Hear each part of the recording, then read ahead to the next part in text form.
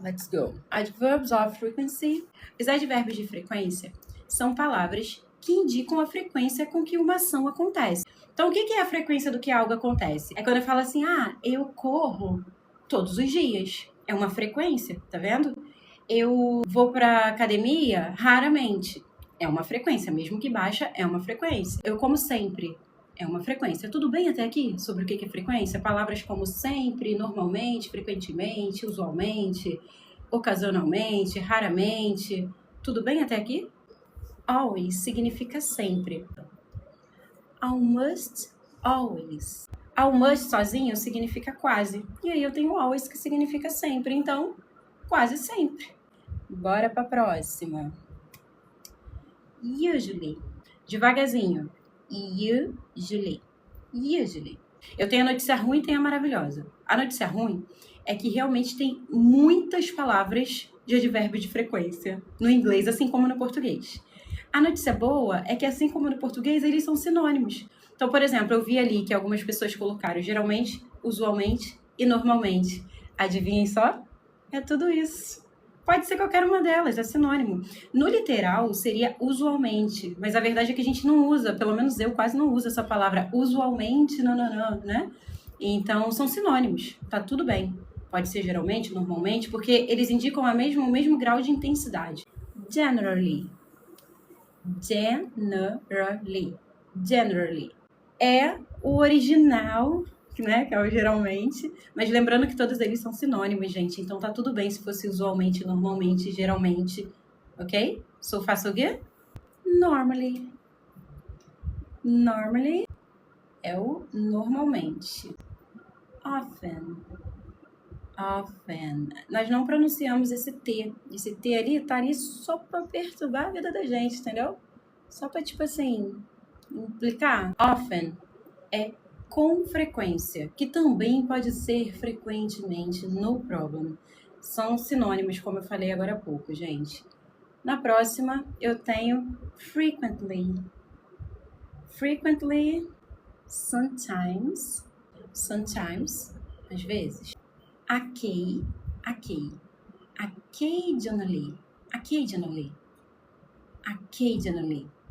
A tradução ficou meio óbvia, né? Que ela é bem parecida com a nossa. Ocasionalmente. Rarely. E aí a gente tem uma segunda opção para a galera que não quer falar rarely. Ela vai falar seldom. Seldom significa a mesma coisa, raramente. Ó que mais fácil, gente. Próxima. Hardly ever. É quase nunca. Almost never. Quase nunca. Então, never significa nunca. Eu vou repetir as palavras com calma, vou pedir para vocês repetirem depois de mim. Vou estar ouvindo. Vamos embora. Always. Almost always. Usually. Generally. Normally.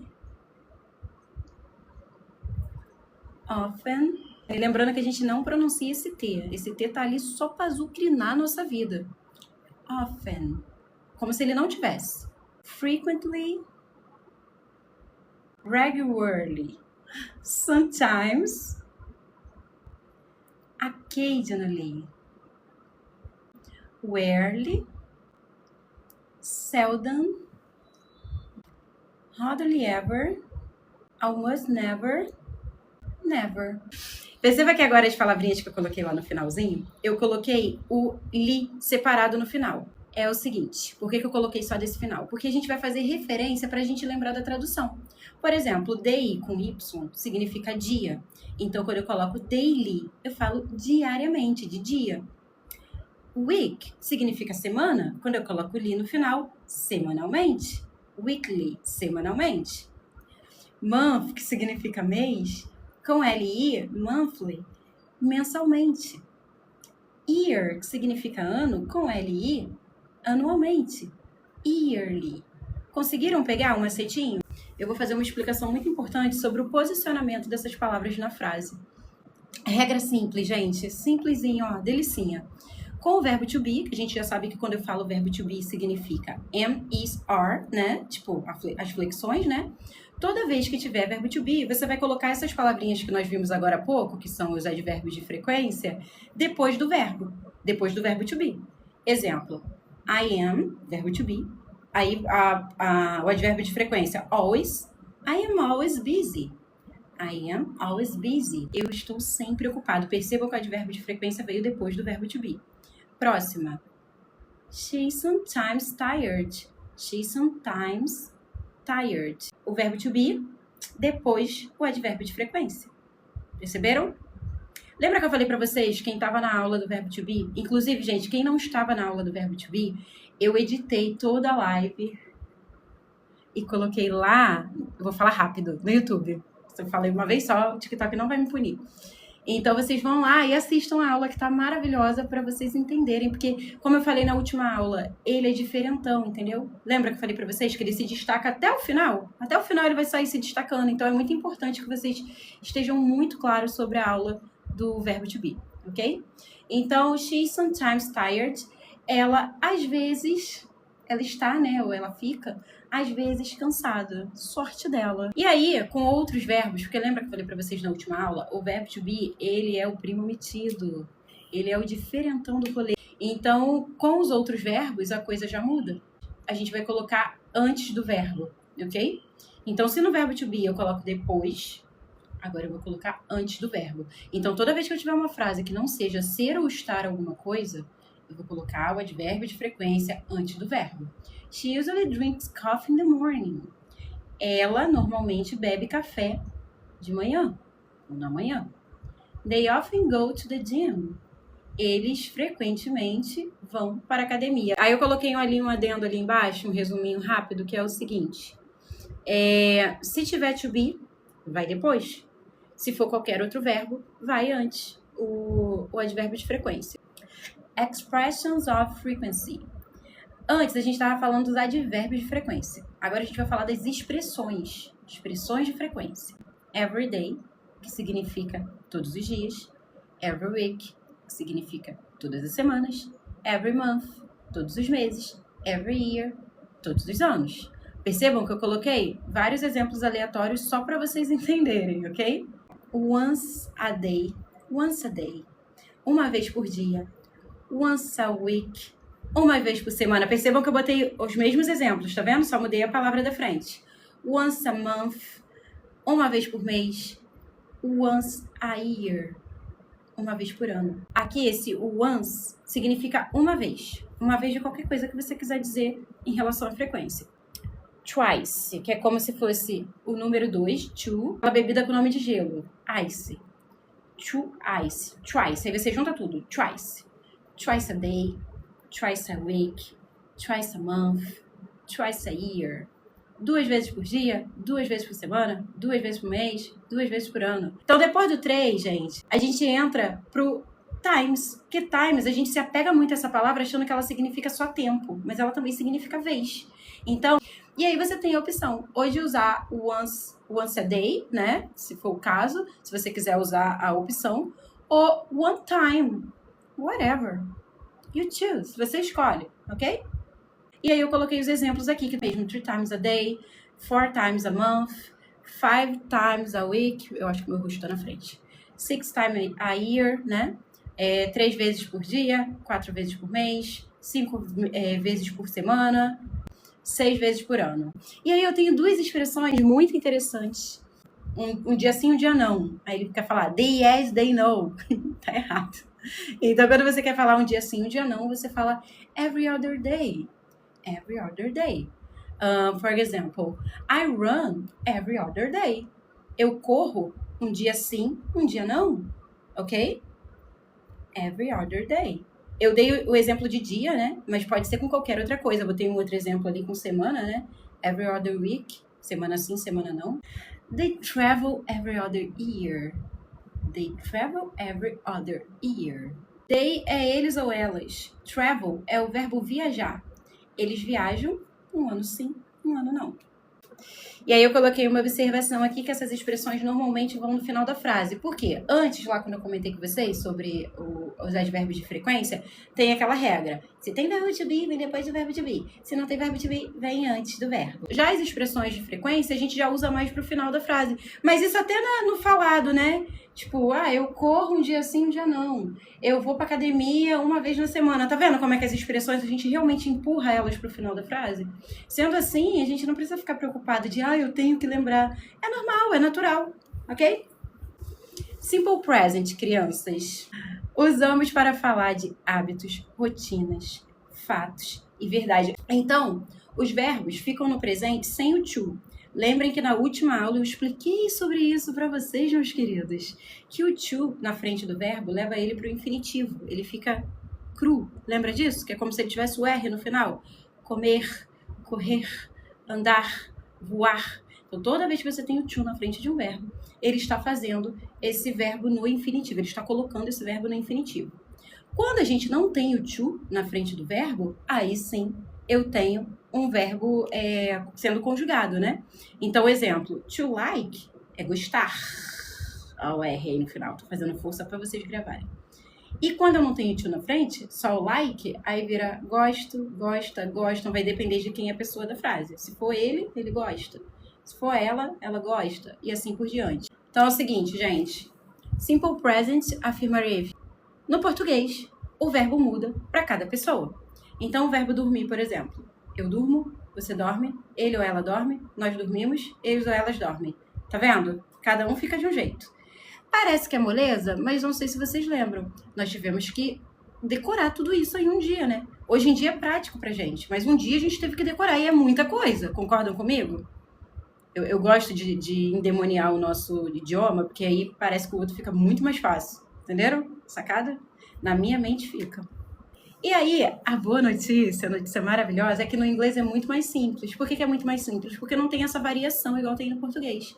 Então, no inglês, o verbo dormir, que seria o sleep, I sleep, you sleep, he, she, it sleeps, we sleep, they sleep.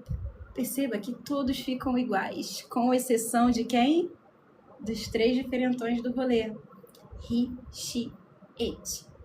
Toda vez que a gente falar de he, she, it, a gente vai acrescentar, que eu já vou falar mais sobre isso, um S. Toda vez que for terceira pessoa do singular, a gente vai acrescentar um S. Mas esse S significa que está no plural? Não, não tem nada a ver com plural. Só está informando que está na terceira pessoa do singular, do simple present. Entenderam? Não tem nada de dormir. Não tem. Continua sendo dormir. Então, a gente só vai se preocupar se for terceira pessoa do singular. Ou seja, se for he, she, it. Se for qualquer outra pessoa, você só vai enfiar o verbo lá. Você vai pegar o verbo do jeito que ele é. O verbo é fly. Vai pegar do jeito que ele vai ficar lá. Inclusive, Lucas, tem uma aula, a aula do verbo to be, eu falo sobre sujeito. Assista ela todinha que vai ficar muito esclarecido para você. Essa base, gente, uma coisa que precisa ficar muito esclarecida, gente, para vocês que estão aprendendo inglês. Se a base estiver muito sólida, a Grazi é minha aluna, ela não me deixa mentir. A minha base de dar aula pro aluno é muito, muito sólida. Eu dou todas as referências possíveis. Por quê? Porque depois que você tem a base, é como se a gente só fosse colocando tijolinho em cima. Conseguem entender? Então, se a base estiver muito forte, se o verbo to be tiver, tá resolvido a vida, se o simple present estiver resolvido, se o sujeito estiver resolvido, gente, vocês só vão ter dúvida. Dúvida, assim, que eu digo, só vão ter dor de cabeça lá quando chegar no present perfect, que é um tempo verbal que não existe no português. Eu juro pra vocês, eu juro do fundo do meu coração, se tiver muito sólido, muito bem explicadinho, muito bem resolvido, só vai dar dor de cabeça lá na frente. Tirando isso, vai ser tudo tranquilo. Obrigada, Grazi. Continuando. Só que eu tenho regras pra colocar esse S aí. Lembra que eu falei que era o S, botei entre aspas assim? Eu tenho algumas regras pra usar esse S na terceira pessoa. Só que antes de eu chegar nessas regras, eu vou falar uma informação muito importante. Regras, gente, no inglês. Não precisa decorar. Exemplo, no português, quando você vai falar alguma coisa, eu tenho que falar não sei o quê. Aí você fala, a regra... Não, você não fala. Você decora a palavra, você decora o ritmo, a concordância, você não decora a regra, entende? Você não sabe nem por que você fala daquele jeito.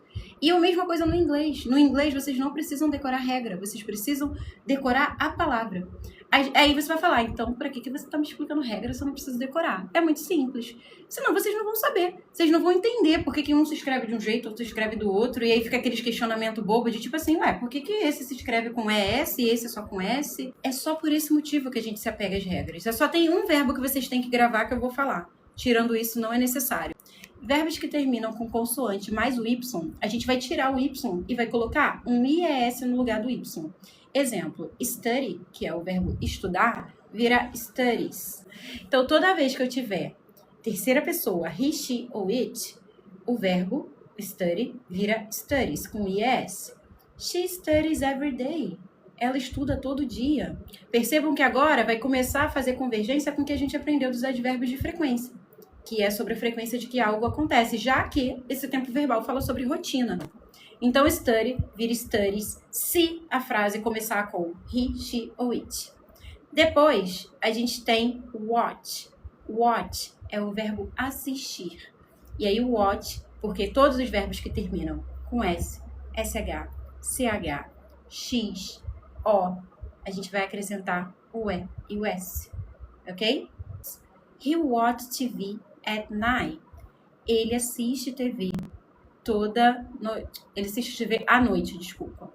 Lembrando, gente, que só ganhou essa mudança porque é he. Se fosse I, se fosse you, se fosse they, ia continuar sendo what. Só que quando tá no he, no she e no it, tem essa mudança.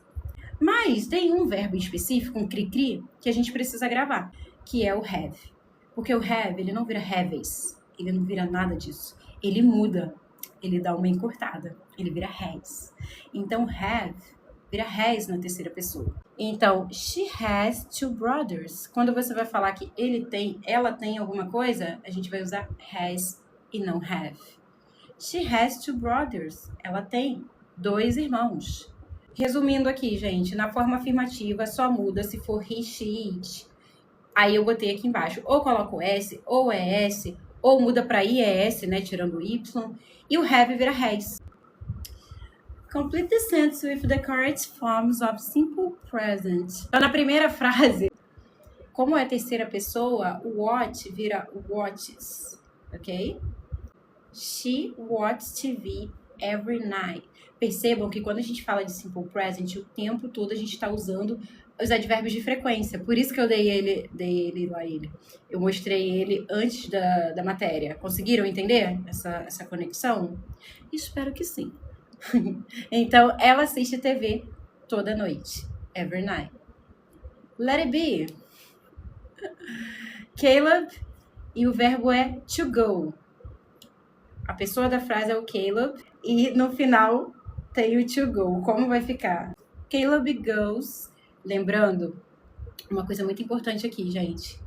Quando tem o E e o S, a pessoa quer fazer no som goes, como se estivesse em português. Mas não.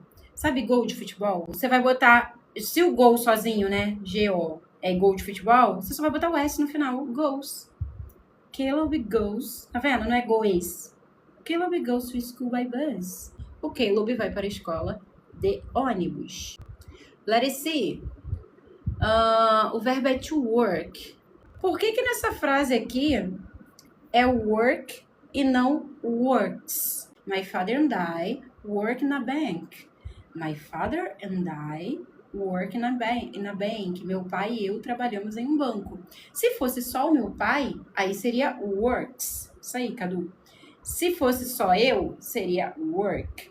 E como é meu pai e eu, né? Aí seria work também. Porque lembra, a gente só muda para he, she, it. Let it be. A próxima verbo é bark. Barks, porque é a terceira pessoa, né?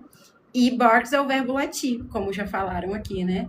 The dog barks a lot at night.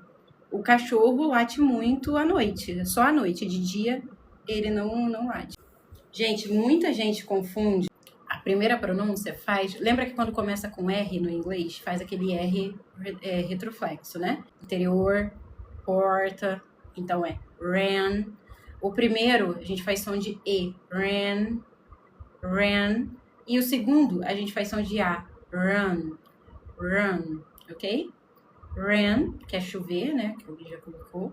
E run, que é correr, que são coisas completamente diferentes. Então aqui, como é terceira pessoa, it rains too much in the city.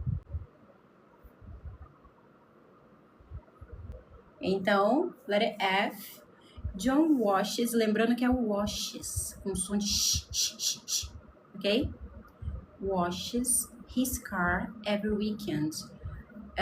John lava o carro dele todo fim de semana. Speak, to speak. Vamos embora. Como vai ficar? My sister speaks English very well. Minha irmã fala inglês muito bem. Agora o verbo é to like. I like watermelon. Watermelon é água, water, com melão. Água com melão. Alguém teve a ideia de transformar na melancia. Letter I. To play.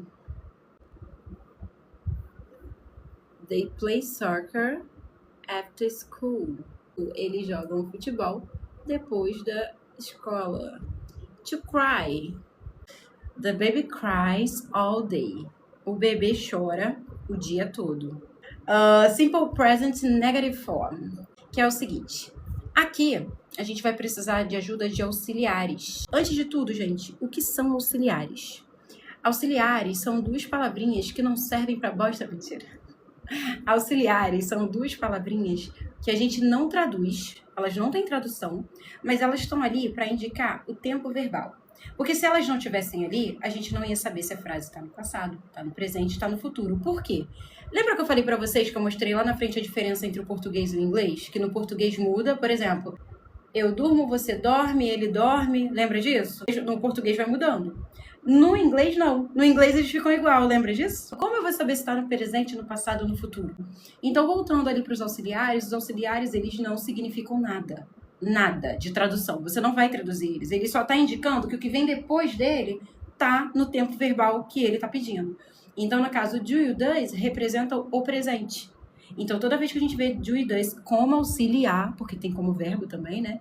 Mas como auxiliar, ele vai estar indicando que a frase está no presente. E, mais uma vez, o he, o she e o it, os três diferentões do rolê, se destacam. Porque, pensa, eles não vão só querer aparecer na forma afirmativa, eles vão querer aparecer o tempo inteiro, entendeu? Sacaram? Então, quando se tratar do he, do she e do it, nós vamos usar o does. O restante, para todos o resto, né? O restante tá certo. Nós vamos usar o do. Então, gente, he, she e it, a gente vai usar o does. O restante, I, you, we, todo mundo, vamos usar o do. Como a gente está falando de negativa, a gente tem o not, porque a gente precisa do não para fazer uma negativa, né? Então, percebam, eu botei em azul todo o auxiliar e do lado o not, porque lembra, a gente está falando aqui de negativa. Como vai funcionar a negativa? A gente vai botar o sujeito, o do ou does, né? Dependendo de quem é a pessoa da frase, e o not. Aí depois o verbo e depois o complemento da frase. E aí, gente, tem um pulo do gato aqui. Short form. Então, o do not junta e vira don't. O does not junta e vira doesn't. Mudou alguma coisa? Lógico que não mudou em nada. Só uma forma mais fluida de falar a mesma coisa. Então, eu tenho o do not, que vira don't, e o does not, que vira doesn't. Uma coisa que eu não sei se vocês repararam, mas vale lembrar, é que quando a gente coloca o do not ou o does not na forma negativa, o verbo volta para a forma original. Então, não tem essa de colocar o S. Não existe he doesn't works. Essa de colocar o R é só quando é afirmativa. E aqui a gente está falando de forma negativa. Então, na negativa, a gente tem o auxiliar mais o not, ok? E mais o verbo na forma original, né? Don't or doesn't. Então, aqui, gente, ó, seria doesn't, porque é terceira pessoa, né? Então, como é terceira pessoa, seria doesn't e não don't. O weather significa tempo, no sentido de clima, ok? Então, ele não gosta do tempo frio, do clima frio. Let it be. Isso aí. I don't eat meat. Eu não como carne. Próxima frase, gente. Let it see. Bora, simbora. Ó, gente, aqui não é uma irmã só. Se fosse uma irmã só, seria o doesn't. Mas aqui é mais de uma irmã. E quando é mais de uma irmã, entra como eles ou elas, né? Então, seria don't. Próxima. Minhas irmãs não estudam à noite. Letter D. We don't understand this exercise. Nós não entendemos este exercício. Letter E. The teacher doesn't explain everything. Porque the teacher é terceira pessoa, né? A professora. Então seria doesn't, ok? A professora não explica tudo. Next, letter F. They don't live in the city. Gente, deixa eu fazer um comentário aqui sobre o live. O live, tanto pode ser live, quanto pode ser live. Tanto que aqui é live. Por quê? Live de ao vivo. Então pode ser uma música ao vivo, uma transmissão ao vivo, seja o que for lá ao vivo. E o live, com a pronúncia fechada, é de morar, viver, que é o caso dessa frase, né? Eles não moram nesta cidade. Percebam que se eu botar o ao vivo aqui, não vai combinar. Eles não ao vivo nesta cidade, tá vendo? Então, live, a pronúncia fechada, é verbo viver ou morar. Lembrando que se escreve da mesma forma. E live, com a pronúncia aberta, é de ao vivo. Letter D. O gato, gente, seria it. Então, seria doesn't, não don't. My cat doesn't drink milk. Meu gato não bebe leite, ok? Letter 8. Tell me. You don't call me anymore. Você não me liga ou não me chama mais. Próxima. Letter I. Mark doesn't work on weekends. O Mark, ele não trabalha nos fins de semana, os finais de semana. Letter J. Então, it doesn't make sense. Isso não faz sentido. A simple present interrogative form. Antes, a gente falou de forma negativa, que a gente tinha o auxiliar e o not. Agora, a gente está falando na forma de pergunta. Na forma de pergunta, a gente vai pegar o auxiliar, vai seguir aquela mesma regra anterior, do e does. Do para todo mundo, does para os três diferentões do rolê. Do he, do she e do it vão ser does. Então, vamos embora. Do or does? Let's go! Let's go, children. Letter A. Qual que nós usamos? Só a Rayane colocou does, mas com certeza ela olhou só até o brother. Mas perceba que não tá só o brother. Brother and you.